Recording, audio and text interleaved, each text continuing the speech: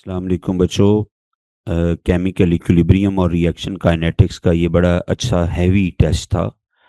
आप को हो सकता है इसमें काफ़ी दिक्कत हुई हो और टाइम मैनेजमेंट भी इशू आया हो, लेकिन इसमें काफ़ी सारे नए क्वेश्चंस आपको देखने को मिलेंगे, लर्न करने को मिलेंगे।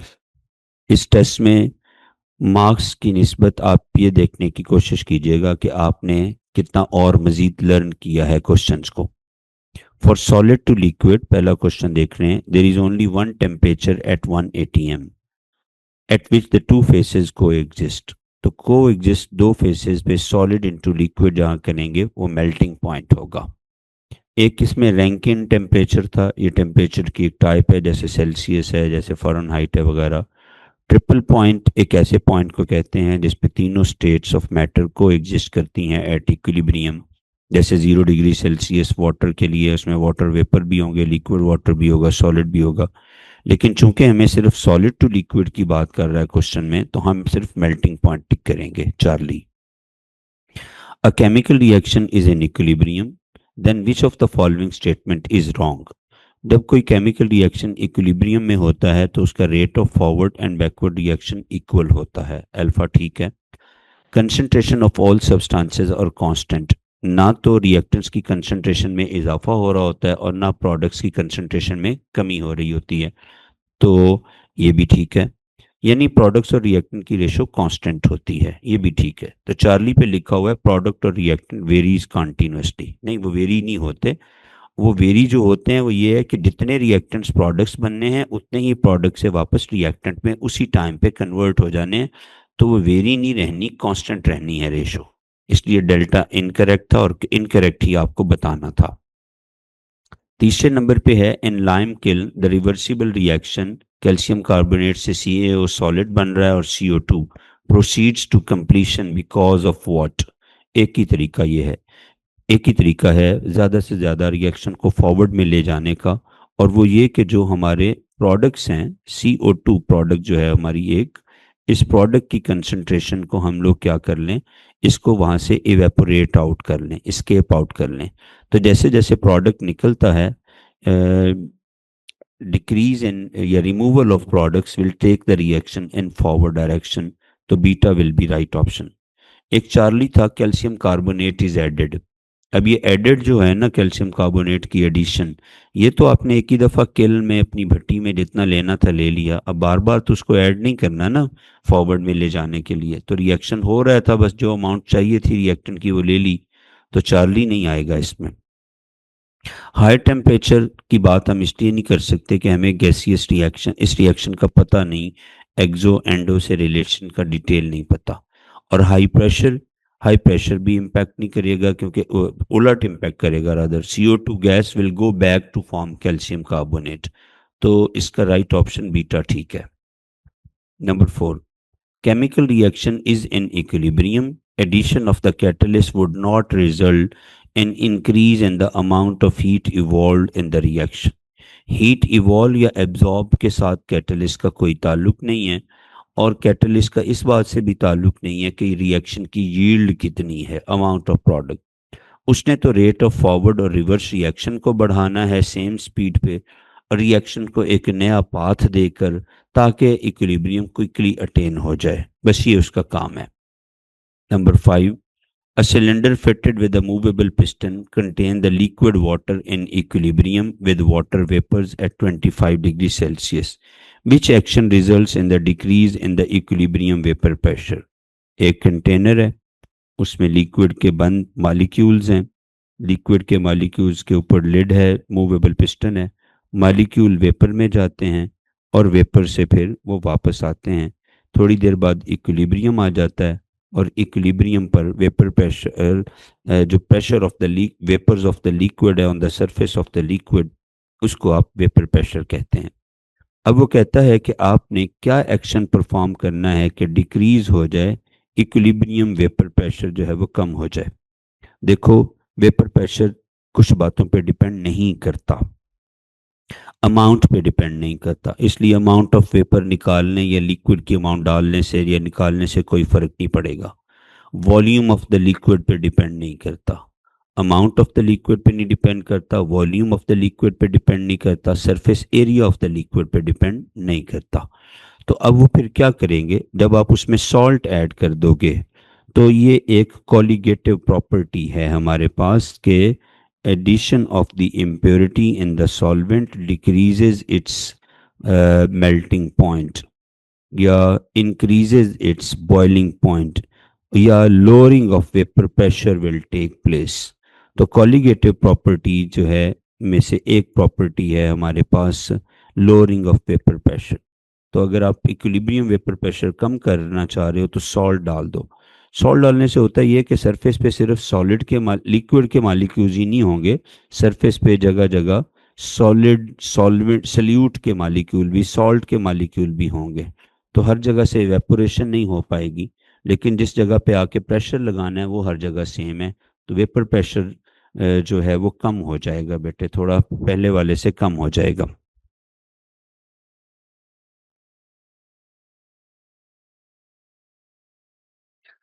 सॉरी, क्वेश्चन नंबर 6 देखते हैं अब हम। For the reaction N2 plus 3H2 to form 2NH3 in a vessel, after the addition of equal number of moles of N2 and H2 at equilibrium state is reached, at equilibrium which of the following is correct? ये बहुत ही interesting question है।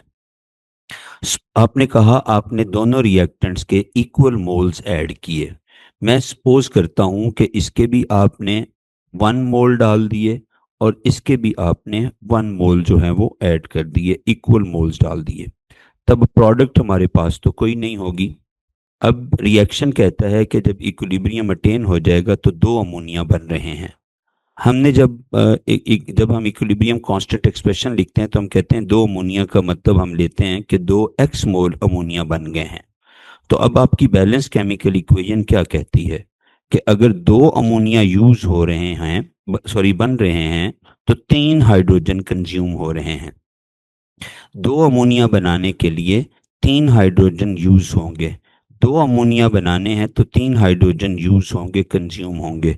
2 x मोल ammonia बनाने हैं तो 3 x मोल hydrogen के use होंगे, जबकि मेरे पास 1 मोल थे। 1 में से 3x जो है वो यूज हो जाएंगे प्रोडक्ट बनाने के लिए।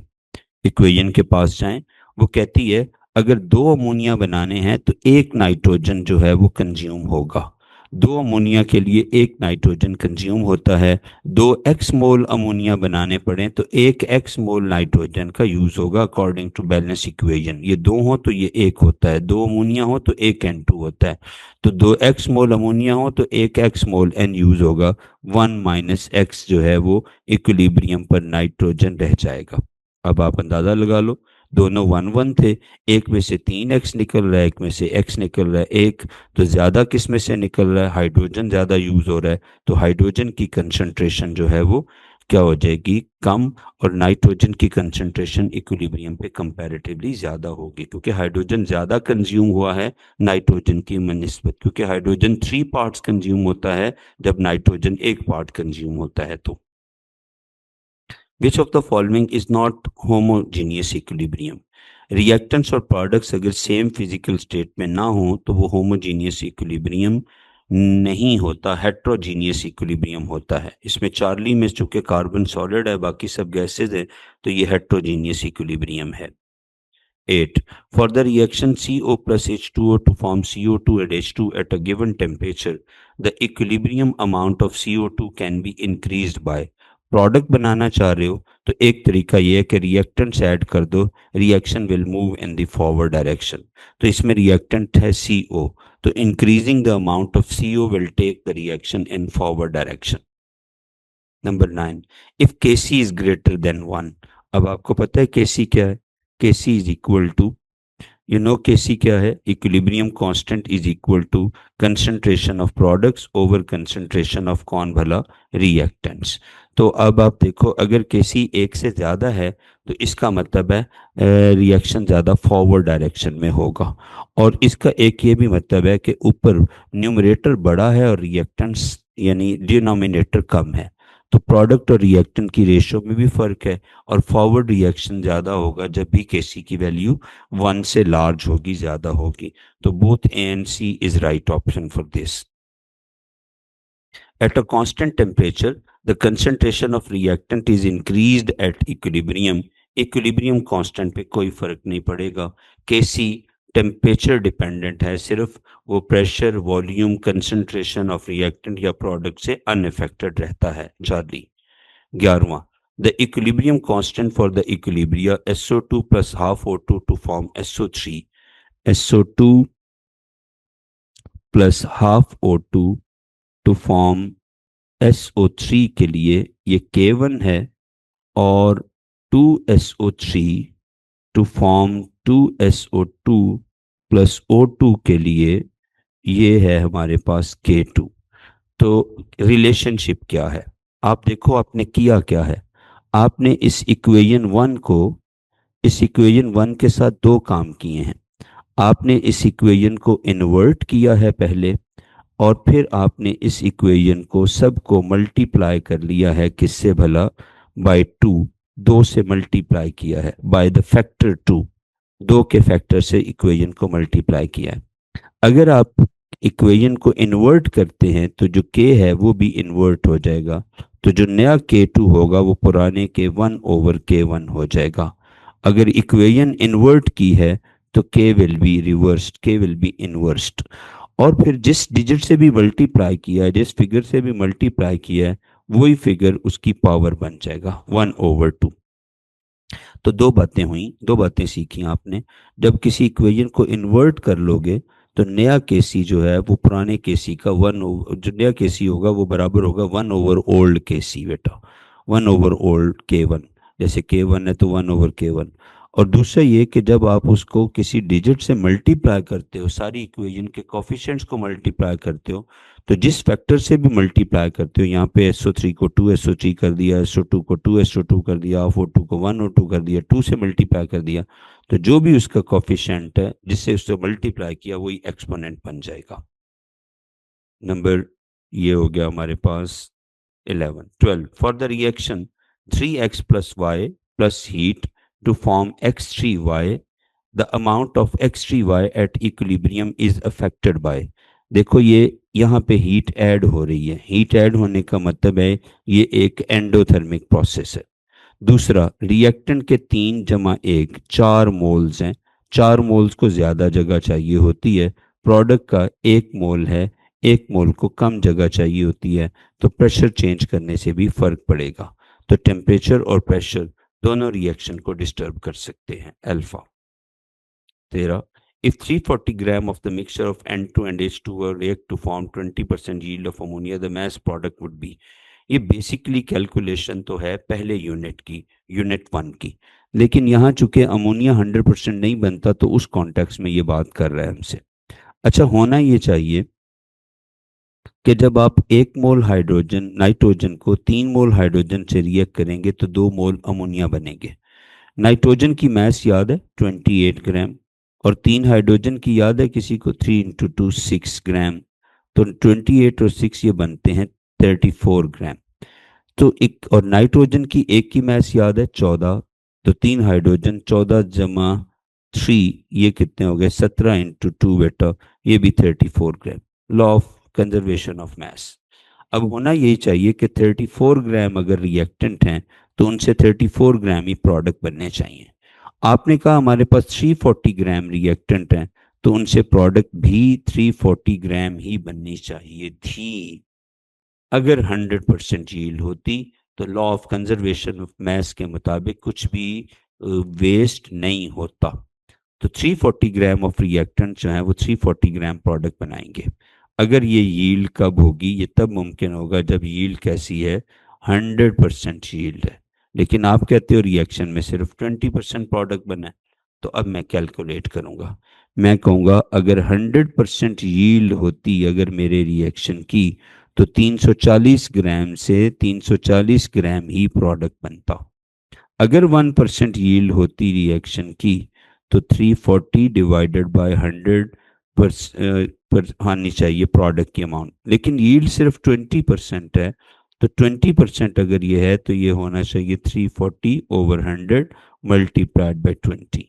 ये कैंसिल करोगे, ये 2 5 10, 340 को 5 से डिवाइड करोगे तो 68 ग्राम आपके पास जो है वो आ जाएगा। 20% पे कितना प्रोडक्ट है ये। 14, the chemical equation for the equilibrium denoted by the following equilibrium constant is. अब प्रोडक्ट ऊपर है, नीचे रिएक्टेंट्स हैं, तो H2O और NH3 प्रोडक्ट में कहाँ पे हैं आपके पास, ये दो रिएक्शंस में है H2O और NH3, लेकिन NH3 ट्वाइस है, यहाँ NH3 ट्वाइस है, यहाँ NH3 ट्वाइस नहीं है, तो ये बीटा हमारी राइट ऑप्शन होगी। नीचे N2O और H2 रेज टू पावर 4 जो उसका कोफिशिएंट है वो इसकी पावर बन गया, तो Charlie beta is right option for this 14। 15 है the equilibrium constant for the reaction A plus B to form C plus D is 10.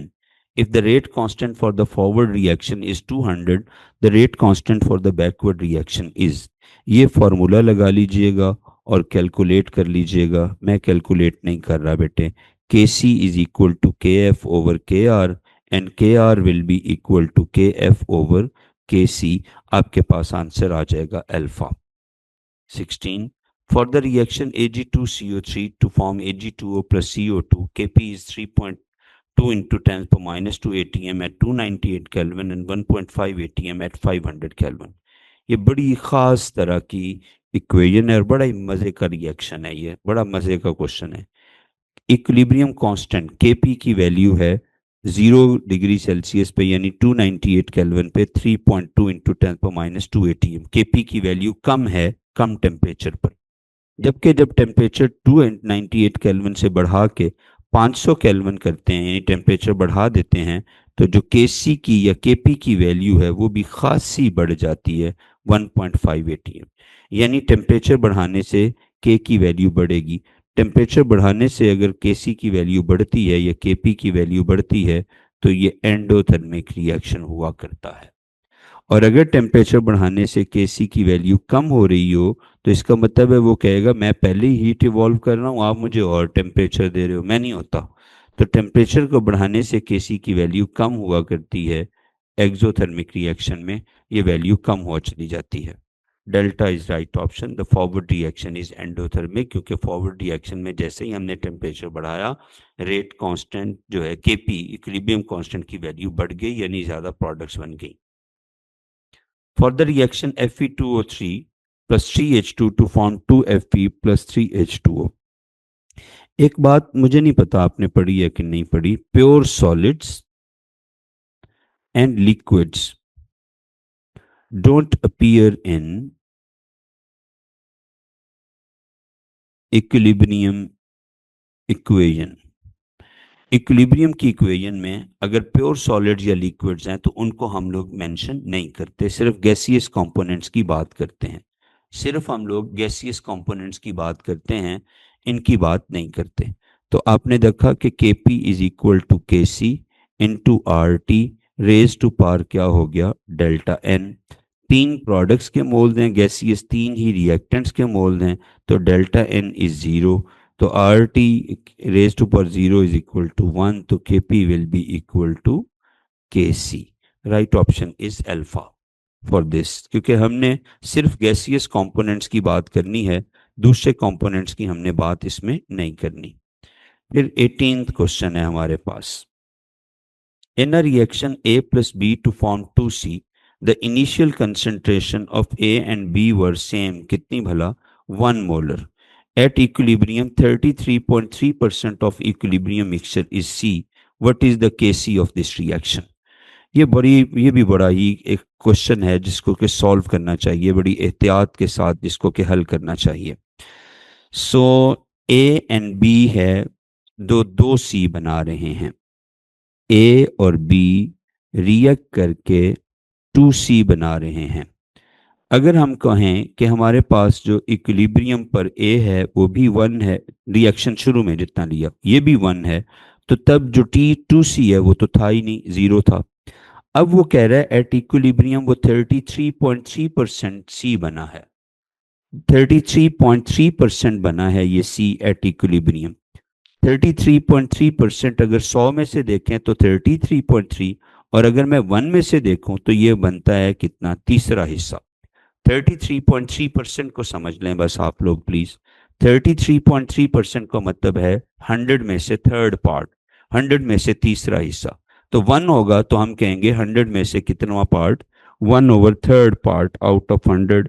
हम कहेंगे ये 1/3 पार्ट है आउट ऑफ 100, ये 1/3 पार्ट है हमारे पास।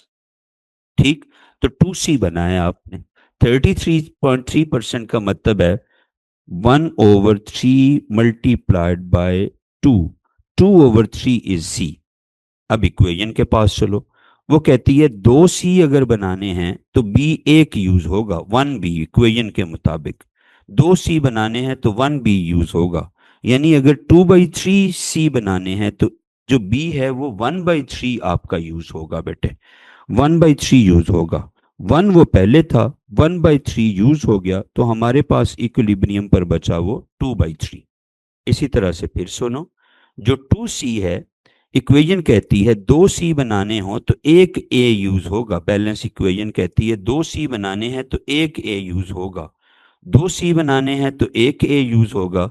और अगर हमने 2/3C बनाने हैं तो 2/C का हाफ 1/3 A यूज होगा, 1 - 1/3 जो है वो बच जाएगा। 1/3 यूज हो गया, 1 बच गया, और वो 1 में से 1/3 यूज हो गया तो बाकी बच गया 2/3।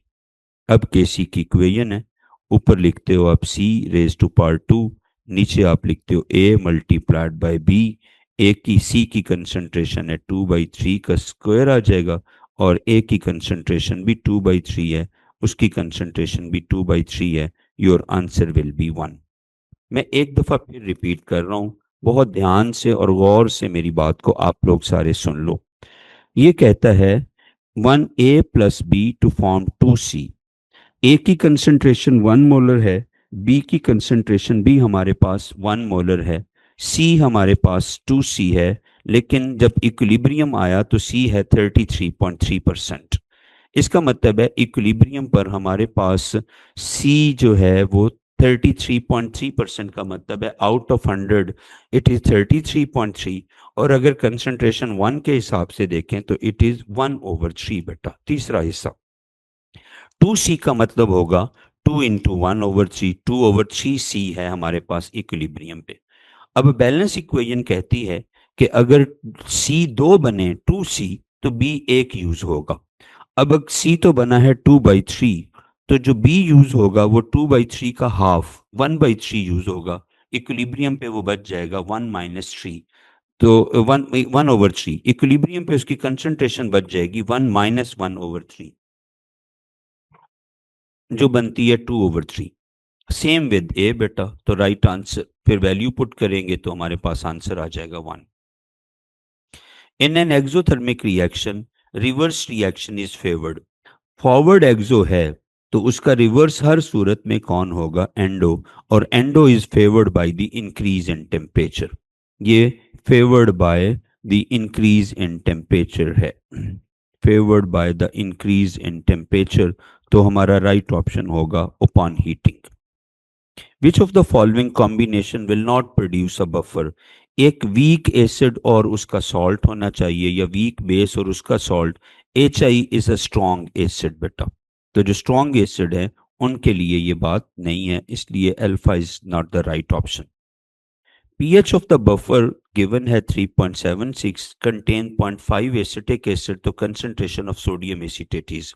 बहुत सोचना पड़ेगा। pH बराबर होती है pKa के plus salt over concentration of plus log of the concentration of salt over concentration of the acid. pH और pKa दोनों बराबर होंगी। जब सॉल्ट और कंसंट्रेशन ऑफ एसिड बराबर होंगे तो हम कहेंगे pH is equal to pKa। ऐसा होता अगर, तो एसिटिक एसिड की pH होनी चाहिए थी 4.76, क्योंकि एसिटिक एसिड की pKa वैल्यू 4.76 है, लेकिन ये 4.76 नहीं है, ये 3.76 है, 3.76 है।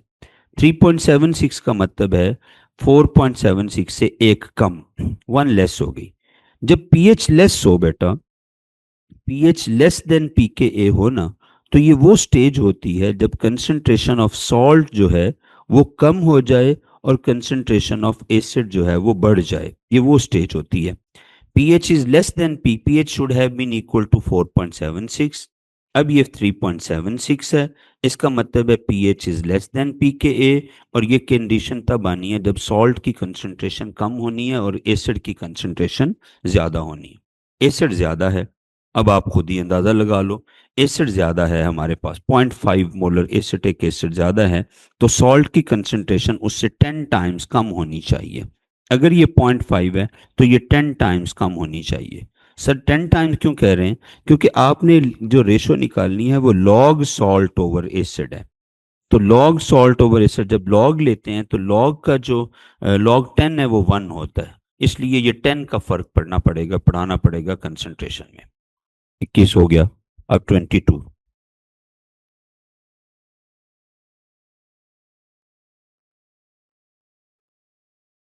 For Fe2S3, a sparingly soluble salt, KSP is given. What is S? S is equal to के एस पी को डिवाइड कर देंगे आप 108 से, और रेज टू पावर उसका फिफ्थ रूट ले लेंगे, ये ठीक ऑप्शन है। और इसी तरह से Fe2S3 की इक्वेशन जब लिखते हो आप लोग तो ये बनती है 2Fe प्लस 3S। तो इसके मुताबिक के एस पी की इक्वेशन भी जो बननी चाहिए वो आपके पास ये वाली है, इसलिए दोनों ऑप्शन ठीक है। The common ion responsible for the purification of common salt, NaCl को soluble किया होता है हमने वाटर में, सोडियम आयन और क्लोराइड आयन, उसमें हम HCl ऐड करते हैं, तो असल में जो क्लोराइड आयन है वो कॉमन आयन होता है। Common ion responsible for suppressing the ionization of ammonium hydroxide, ammonium hydroxide ionize होकर अमोनियम आयन दे रहा होता है, और OH नेगेटिव आयन हम उसमें अमोनियम क्लोराइड डाल देते हैं, और वो एक कॉमन आयन प्रोवाइड करता है जो कि हमारा अमोनियम आयन है, कॉमन आयन, तो इसलिए alpha. For the reaction Fe2O3 plus 3H2 2Fe plus 3H2O Kc is equal to, मैं एक दफ़ा फिर लिख देता हूँ, पीछे भी लिखा था, प्योर सॉलिड्स और प्योर लिक्विड जो हैं वो आमतौर पे अपीयर नहीं होते, डोंट अपीयर इन क्या, don't appear in the KC equation बेटा। तो ये भी नहीं अपीयर होगा, ये भी अपीयर नहीं होगा। H2O raise to power 3, H2 raise to power 3, Charlie is right option. Rate of chemical reaction, pressure, temperature, concentration सब पे डिपेंड करता है डेल्टा।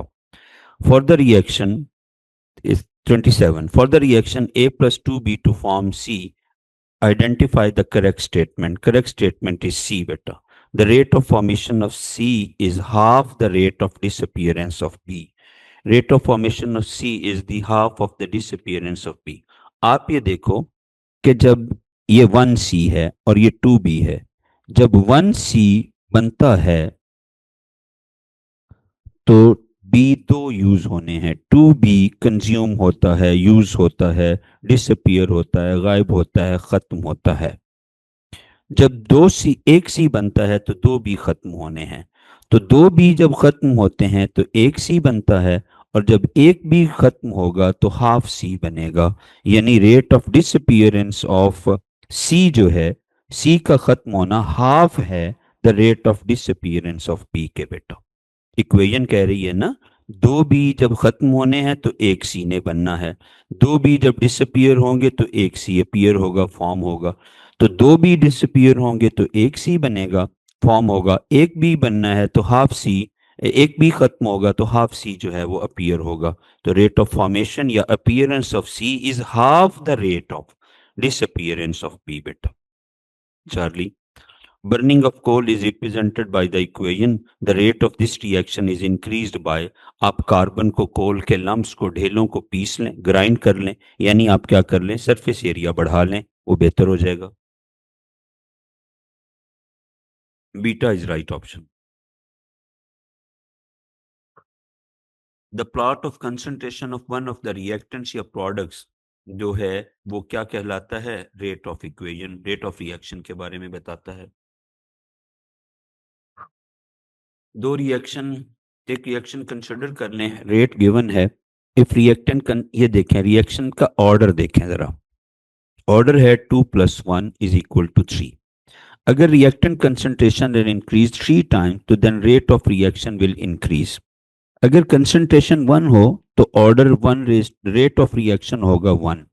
अगर कंसंट्रेशन 2 टाइम्स कर दो तो ऑर्डर चूंकि 3 है तो 2 raise to power 3 8 times rate बढ़ जाएगा। इधर मैं कंसंट्रेशन लिख रहा हूं, इधर मैं रेट लिख रहा हूं। अगर कंसंट्रेशन 3 टाइम्स कर लें तो 3 raise to power 3 27 times rate of reaction जो है that will be increased delta. For the reaction 2x plus y to form z, if the rate of appearance of z is 0.05, the rate of disappearance of x, z और x को देखना है। आप ये देखो कि इक्वेशन कहती है कि एक z बनेगा ना तो 2x यूज होंगे, 2x गायब होंगे, 2x यूज होंगे, खत्म होंगे। ये एक हो तो ये उससे डबल यूज होता है। ये अगर 0.05 बनाना हो तो ये उससे डबल यूज कंज्यूम होगा, ये 0.1 यूज होगा। Right option is alpha. 32 order of reaction निकालना है। पावर्स ऐड हो जाएंगी, ए की पावर 1 है और बी की पावर 2/3 है, तो ये ऐड कर लोगे तो ये 5/3 हो जाएगा Charlie. 33 the half life period of the reaction temperature के साथ डिक्रीज होगा। ऐसा ना समझो कि हाफ लाइफ किसी चीज पे डिपेंड नहीं करता। हाफ लाइफ कैटलिस्ट भी डिस्टर्ब कर देगा, रिएक्शन को जल्दी करा देगा तो आप जो है वो जल्दी रिएक्शन हाफ लाइफ आ जाएगी। और टेम्परेचर से रिएक्शन की स्पीड बढ़ जानी है, उससे भी हाफ लाइफ पे डिस्टर्बेंस हो जानी है। इस तरह से कंसंट्रेशन, इनिशियल कंसंट्रेशन के साथ तो रिलेशनशिप भी है जो आप पढ़ते हो अपनी किताब में। तो कंसंट्रेशन, टेम्परेचर, कैटलिस्ट सब हाफ लाइफ डिस्टर्ब कर सकते हैं, इनिशियल कंसंट्रेशन। फिर है हमारे पास 34 दी गिवन रिएक्शन इज, आपकी बुक की एग्जांपल है ये। FeCl 3 तो रेज टू पावर 2 है लेकिन Ki रेज टू पावर 1 है, तो ये थर्ड ऑर्डर रिएक्शन की एग्जांपल है। पेज नंबर 311 पे मिल जाएगी आपको ये example. For the first order reaction larger the value of के। देखो जब भी कांस्टेंट के ज्यादा होगा तब रिएक्शन बहुत जल्दी जल्दी होगा। जल्दी रिएक्शन का मतलब है कम हाफ लाइफ और faster rate. Delta is right option. ये मोटा उसूल है, कांस्टेंट की वैल्यू देखनी है। जब भी के ज्यादा होगा, जब भी कांस्टेंट ज्यादा होगा, reaction will be more in forward direction, और जल्दी will occur the shorter half life and faster reaction. Delta. 35 था, 36 है हमारे पास। What is the half-life of radioactive substance if 75% of any given amount of the substance disintegrates in 60 minutes?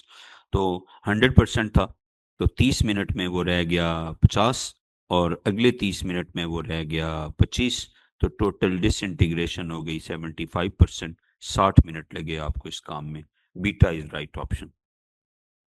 इसी तरह rate of reaction जो given है, the time unit of second, the rate is 6 into 10 raise to पर -3 moles per litre पर minute है बेटा, ये पर मिनट है ये, ठीक है। 6 इंटू 10 पर -3, इसको सेकंड में कन्वर्ट करना है तो 60 पे डिवाइड कर दो। मैं एक काम कर रहा हूँ, 60 इंटू 10 रेज टू पर -4 कर रहा हूँ, आसानी हो जाएगी मुझे। इधर मैंने -3 को -4 कर दिया, अगर 6 को 60 किया। This is to be divided by 60 ताकि सेकंड में किया जाए, तो ये कैंसिल हो जाएगा। अब 1 इंटू 10 इज पर -4 आपका आंसर है alpha. 38 for the elementary chemical reaction the rate of reaction doubles when the concentration of A is increased by 4 times. The order of this reaction is, आपने रेट ऑफ रिएक्शन 2 टाइम्स हुआ है concentration 4 time करने से।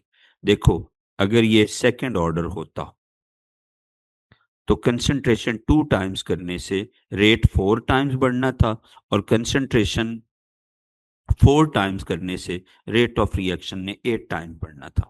अगर ये first order होता तो concentration को 2 टाइम्स करने से रेट ऑफ रिएक्शन ने भी 2 टाइम बढ़ना था, और कंसंट्रेशन 4 टाइम्स करने से रेट ऑफ रिएक्शन ने भी 4 टाइम बढ़ना था। अब कंसंट्रेशन 4 टाइम्स तो की है लेकिन रेट ऑफ रिएक्शन 4 टाइम नहीं बढ़ा, 2 टाइम्स बढ़ा है, सिर्फ डबल हुआ है, 2 टाइम्स बढ़ा है। इसका मतलब है वो फर्स्ट ऑर्डर नहीं है, आधा ऑर्डर है, 0.5 ऑर्डर है। अगर फर्स्ट ऑर्डर होता तो कंसंट्रेशन 4 टाइम करने से रेट भी 4 टाइम बढ़ता, अब कंसंट्रेशन 4 टाइम करने से रेट 4 टाइम की बजाय आधा 2 टाइम बढ़ा, तो इसका मतलब है ऑर्डर 1 नहीं है बल्कि ऑर्डर कितना है, 0.5 ऑर्डर है। Charlie is right option. What fraction of reactants after 40 minutes T half is 20 minute बेटा?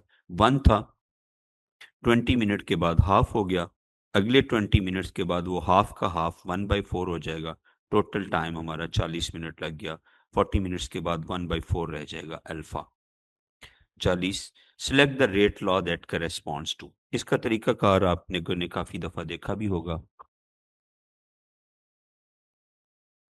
एक रिएक्टेंट को हम कांस्टेंट ले लेते हैं, ये कांस्टेंट ले लिया, दूसरे को चेंज करके देखते हैं। तो बी को जब मैंने 0.035 से 0.07 किया यानी 2 गुना किया, तो ये 0.1 से 8 कितने टाइम्स हो गया, 8 टाइम्स हो गया।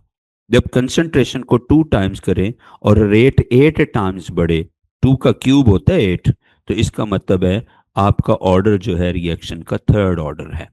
तो बी शुड बी 3। बी 3 एक ही ऑप्शन में है अल्फा, वही टिक कर लेंगे।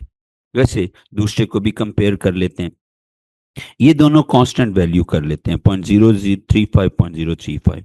तो जब 0.1012 से 0.024 दो गुना बढ़ाएंगे, तो ये 0.1 से 0.1 नो चेंज, तो एक ही कंसंट्रेशन से रेट ऑफ रिएक्शन पे कोई असर पड़ ही नहीं रहा alpha. According to Arrhenius equation straight line is to be obtained by plotting the log K, इधर 1/t होता है इधर लॉग के होता है, तो हमारा राइट ऑप्शन जो है वो है Charlie.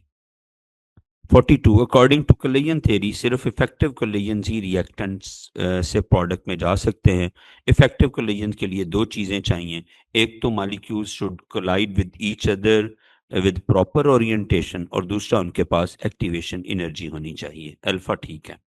43। The rate of reaction becomes 2 times for every 10K rise in temperature, तो 30 से 80 डिग्री पे कितना होगा? अगर 30 पे 1 है तो 40 डिग्री पे ये 1 का डबल हो जाएगा, 50 पे 10 बढ़ गया तो ये 4 हो जाएगा, 60 पे ये 4 का डबल 8 हो जाएगा, 70 पे ये 8 का डबल 16 हो जाएगा, और बेटा 80 पे ये 16 का डबल 32 टाइम्स हो जाएगा। बीटा ठीक करेंगे हम। 44. For A plus B to form C, delta H is minus 20 kilojoule. EA for the forward reaction is 85 kilojoule. ये एक एक्सोथर्मिक रिएक्शन है।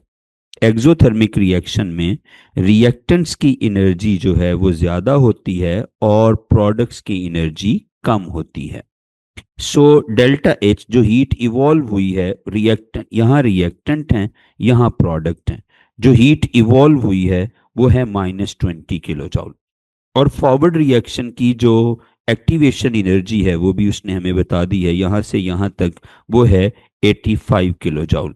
रिवर्स रिएक्शन की पूछ रहा है, तो रिवर्स रिएक्शन यहाँ से शुरू हो रहा है प्रोडक्ट से, और वो प्रोडक्ट से इधर घूमता घूमता यहाँ पे रिएक्टेंट तक आ रहा है, तो रिवर्स रिएक्शन के लिए सारी एनर्जी ही एक्टिवेशन एनर्जी होगी, और ये सम होगी डेफिनेटली 85 का और 20 का। ये माइनस नहीं कंसिडर करेंगे, माइनस तो उसको हीट इवॉल्व को शो कर रहा है, तो ये जमा हो जाएगी 105 kilo joule energy is activation energy for the backward reaction.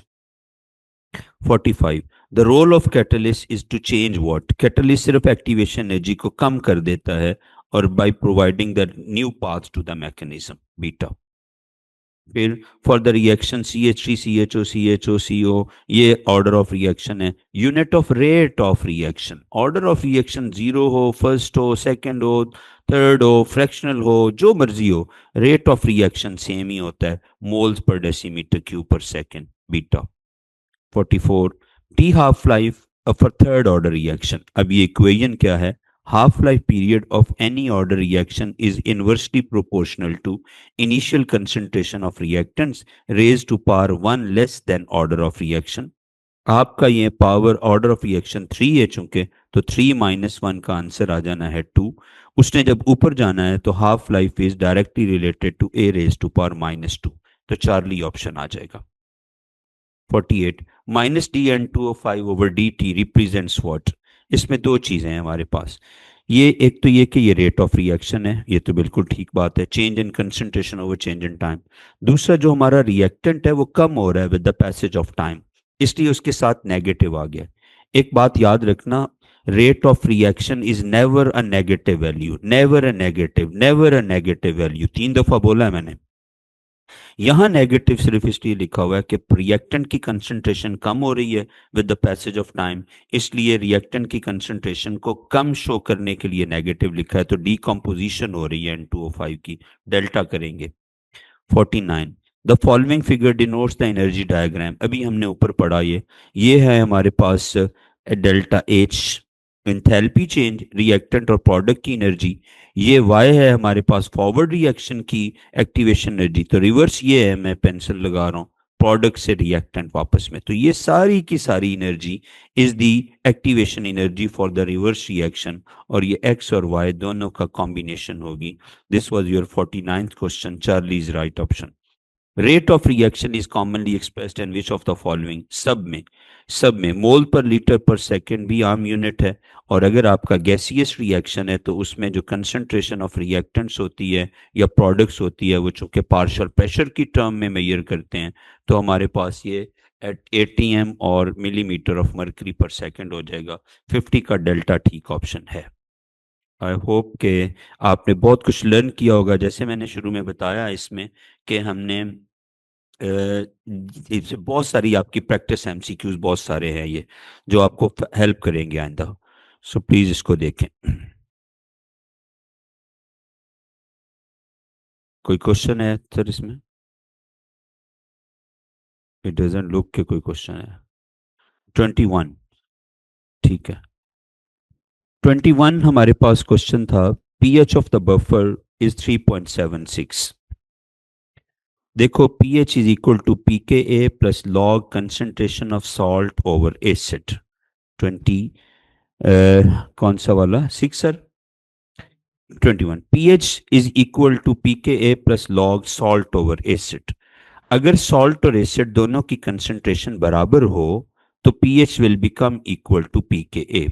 Acetic acid की pKa वैल्यू होती है 4.76।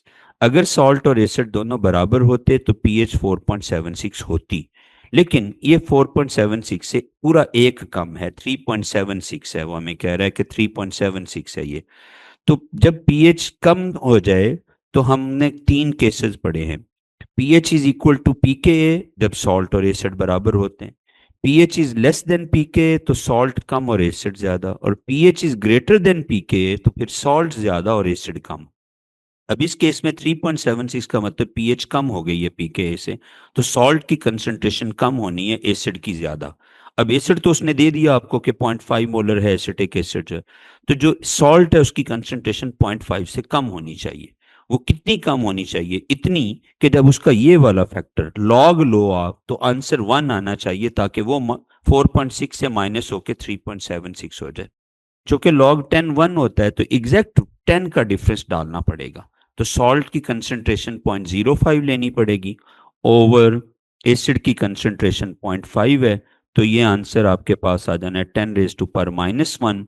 तो pH is equal to pKa है पहले ही 4.76 प्लस लॉग 10⁻⁻1 का आंसर -1 आएगा, तो your answer is 3.76। I hope it would clear your answer. Thank you. Stars Academy Multan campus, Pakistan's #1 entry test preparation academy.